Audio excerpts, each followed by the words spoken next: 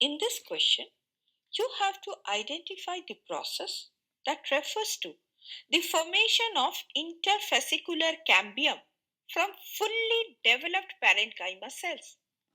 Option A, dedifferentiation. Now, the formation of the interfascicular cambium from fully developed parenchyma cells is an example of dedifferentiation because dedifferentiation is the process by which mature differentiated cells regain the ability to divide once again and become meristematic, that is, capable of forming new tissues. So, in this case, the fully developed parenchyma cells, which are normally permanent tissue, they revert to the meristematic state to form the interfascicular cambium.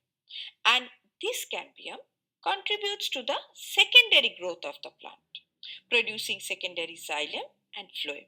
Hence, this is the correct option. Option B, maturation. It is incorrect as it refers to the development of cells into their final functional form. Option C, differentiation. It is also incorrect because it is the process where meristematic cells specialize into specific types of permanent tissues. Option D, redifferentiation.